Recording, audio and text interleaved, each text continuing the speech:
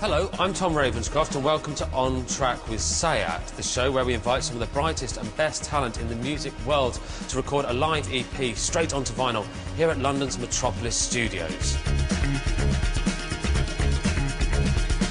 In this digital age of MP3s, our featured artists get the chance to hark back to the good old days when all you had was one needle and a blank piece of acetate. This does, however, mean they have to record all 4 tracks in just 16 minutes and in one solitary take. And taking on the gauntlet today is one of the UK's finest bands, the Duke's Spirit. 3 albums in, and they're proving that there is few who can compete when it comes to playing the type of impassioned rock and roll that reminds you why the guitar is such a wonderful thing.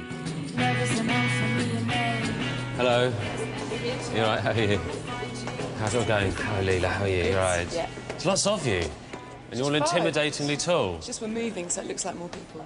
I never felt so short and insignificant. How are you all? Welcome to Metropolis Studios. Have you been here before? Yeah, I think we mastered our first and maybe our second record here. I'm taking it you have never recorded anything straight to vinyl before.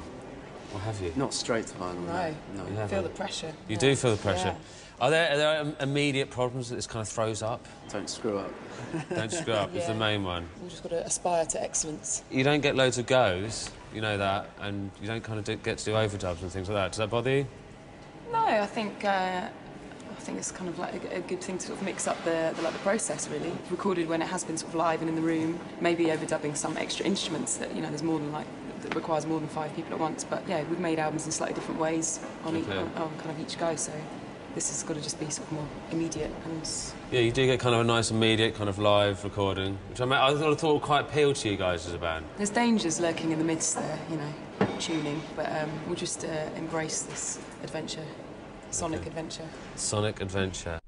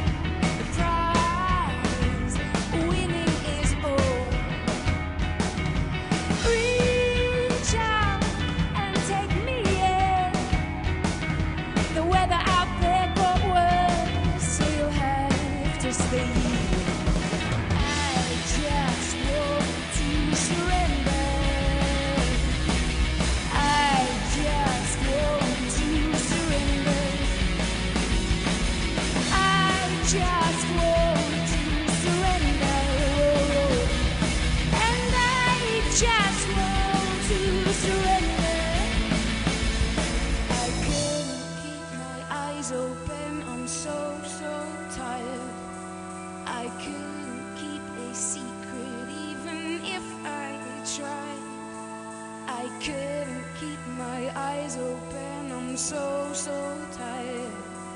I couldn't keep a secret even if I tried.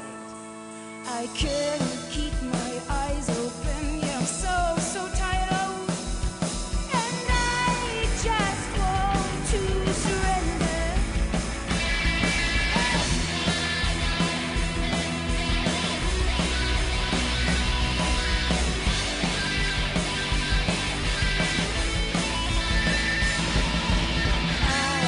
just want to surrender. I just want to surrender. I just want to surrender. And I just want to surrender. Yeah. Earlier in the week, we thought it a great idea to get Leela and Luke from the band down to Rough Trade East in Brick Lane to peruse some records and have a general chit-chat about all the music that inspired them to make a noise for a living. Go back a bit. How did you meet as a band? Well, I was actually at college in a town called Cheltenham, Right. where Leela grew up, and we were sort of moving in the same kind of crowd of people, you know, going to the same sort of shows and stuff like that, and generally we'd find ourselves all late nights sort of talking about the records we were into and stuff, you know, and it came from that really, and it was only quite a few years later where we actually thought maybe we should, you know, take all those things and do it ourselves, you know. We've got you to pick out some of your favourite records and things that kind of influenced your band, and I was wondering if you could kind of talk us through them. Oh, it's one of those things. If you had sort of an hour to do this, there would be so much more Most of the record shop. Yeah, probably. You should probably talk about that because I love Dinosaur Jr., but that record was just a little bit early for me. I was a bit later down the. Thanks for making me feel old. That's all right. Yeah. No, I mean, this was an important record for me personally.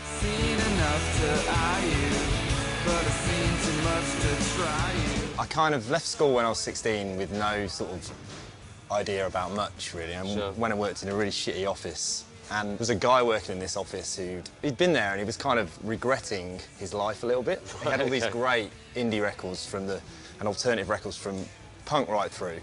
And he just started feeding me this stuff, and he was like, kind of like, you know, get out of here, this is the world, This is the this way, is what yeah. you're missing out on, don't be like me sort of thing. And yeah, Dinosaur Jr., along with My Bloody Valentine and Mary Chain. I don't even know this guy anymore, but he was a massive influence. So I think you should try and find him and say thanks. I know. Right, what else do we have here? The Cramps. This is funny because I just had one album, Songs the Lord Taught Us, from a guy who, on a summer holiday, I worked on a building site in Hackney.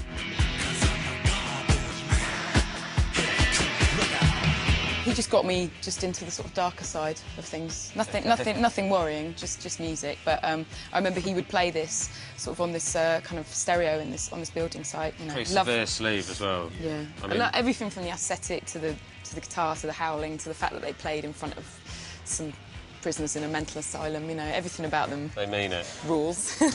Which of the records you've kind of picked out today do you think is one that's influenced the actual kind of sound of your band? Spiritualised album, Ladies and Gentlemen Floating in Space.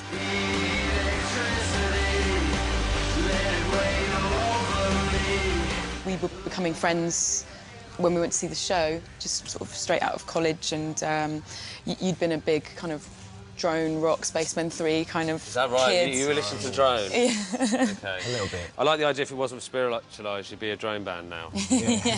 Yeah. Which album do you think would kind of define your youth? If you could, if one single record, what would it be? The Leonard Cohen record. Suzanne takes you down. I think that had a real effect on me because the way it's recorded, there was just so much atmosphere and the vocal was so close and intimate. And my mum didn't have much vinyl. Listened to it a lot when I was really small. It's funny though because it's Scary. very sad, isn't it? I mean, my parents did the same. They played that to us all the time. And it's like, why are you trying to make me so sad, Mum? Yeah.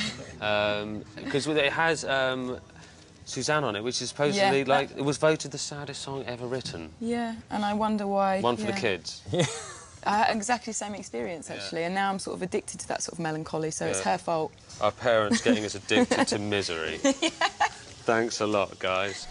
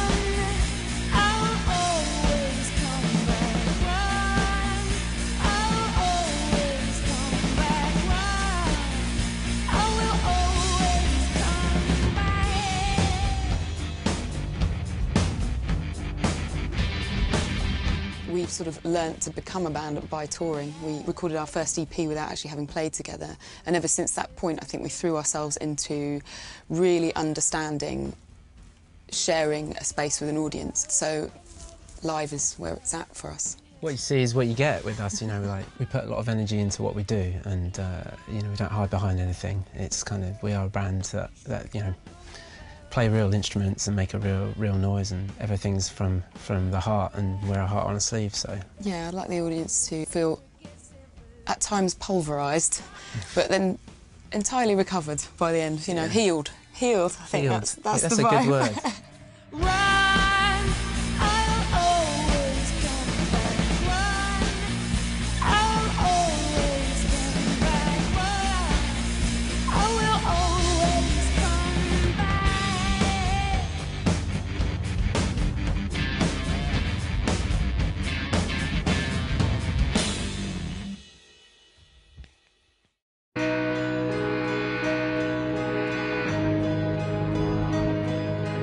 Welcome back to On Track with Sayat, where today we have London's Duke Spirit in the studio.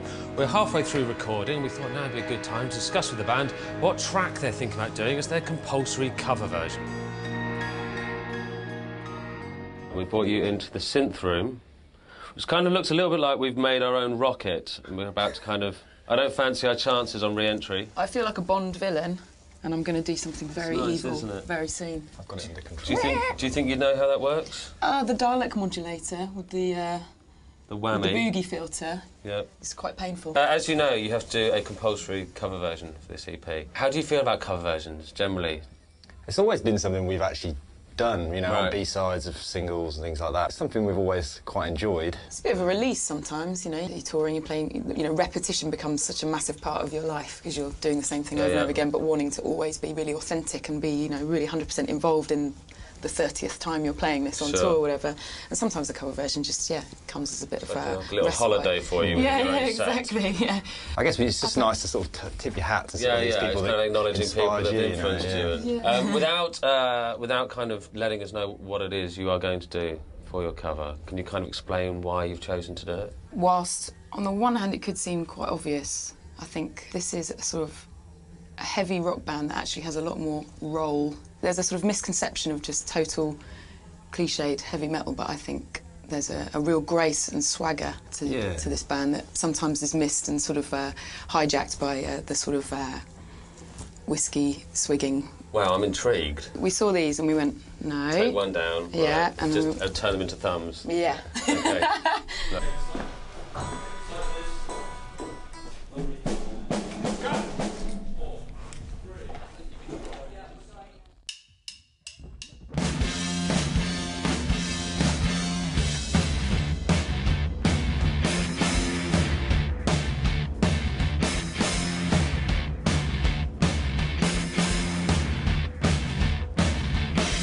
Hey babe, don't act so scared. All I want is some special care. I'm on the run from some institution. All I want's a little consolation. Yeah, I can tell by your face. I'm a total disgrace. Yeah, I can see by your stare. Move over for a damaged case.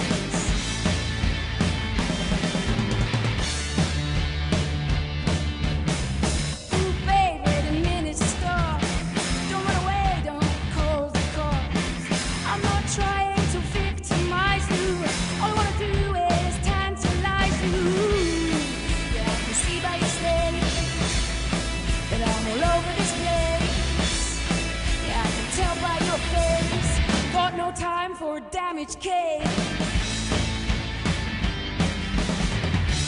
A cover version, Motorhead cover version, dressing room favourite.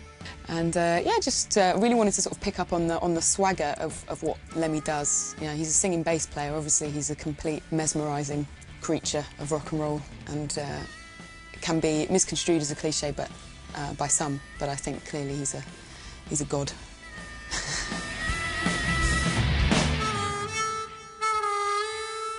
Hey babe, don't turn away. I'm here tomorrow and I'm gone today. I don't care what your game is. I don't care what your name is. Yeah, I can tell by your face.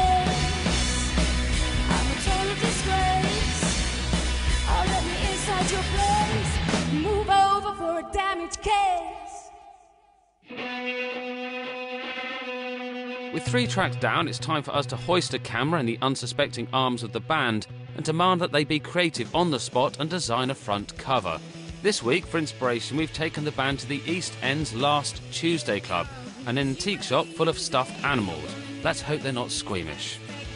So, as you know, we need to get you both to create some kind of amazing artwork for your EP. We brought you here.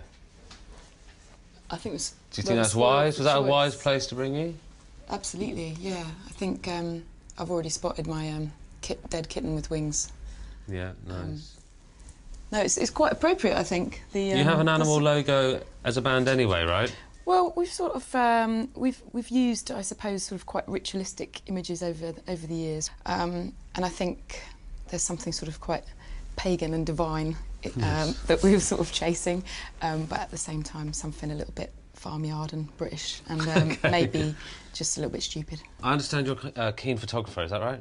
Yeah, again, it's something I've always done alongside touring, I think, but I always just, document our life as a band, I guess. Well, in which case, it's probably wise I give you the camera. OK. What we're going to do is get you to kind of wander around, take some photos of things, and then pick one of them as the front cover for your EP. You know that it's going to end up with, like, your head on a sort of... Superimposed on an animal. On a dead pig with a sort of cucumber coming out your ear or something. That's, sounds like keep your eye on him, sounds that's like all I say. number one.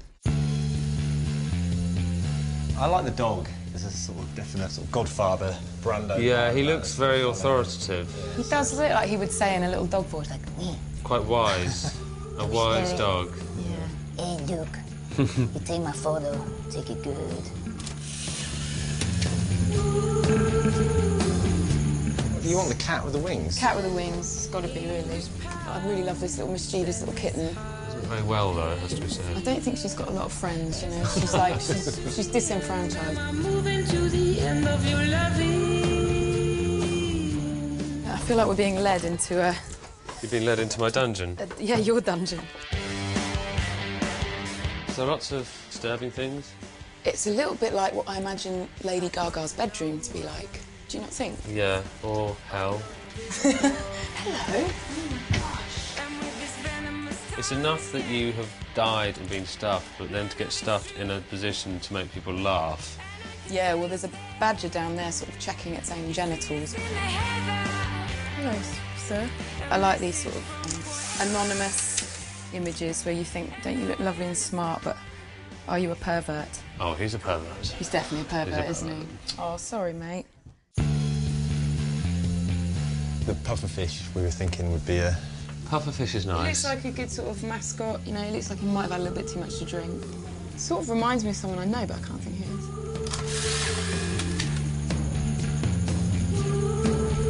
is. I think it was made sort of on a children's television show, but then later rejected as sort of devil worship Too horrifying for kids. imagery, yeah. Clearly the work of an absolute lunatic. I'm moving to the end of your loving. So we have your photos back, and... Some of them look a bit too menacing, perhaps. I mean, can you be too menacing when you're in a rock band? Well, I'd say some of them are quite disturbing, to the point by which, like, I reckon certain kids wouldn't be able to buy it because their parents wouldn't let them have that cover in their bedrooms. And disturbing enough as it is for this kitten to have wings, it also looks like it might have been impaled on something quite sharp. Yeah, the way you've taken that one looks like we have a flying cat Yeah. with a thorn up its bum. Yeah, so it's Marlon the dog, or it's sort of pink-horned Terry, really, isn't it?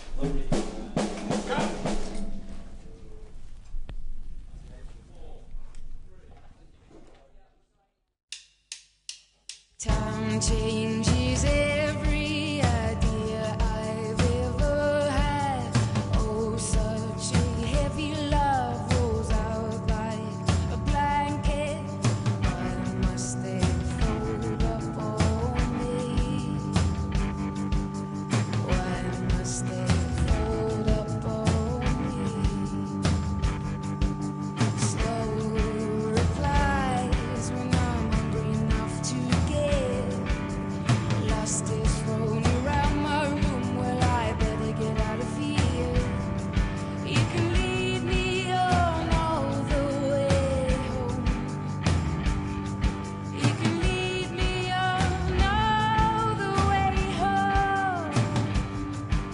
when I buy vinyl, it's not just about the sonics of it, you know, you have the artwork and you're buying into more than just the music. Of course, I always think it sounds warmer than MP3s and digital. Yeah, it's a moment to sort of really respect a traditional format that in some ways, you know, we've sort of seen the decline of it, but actually it's then also been kind of treasured culturally. So it's almost going to be around forever now, because I think we've all woken up to the fact that there's a collectability about it that people really love and is totally unique. So yeah, I just feel kind of part of the loyal cause.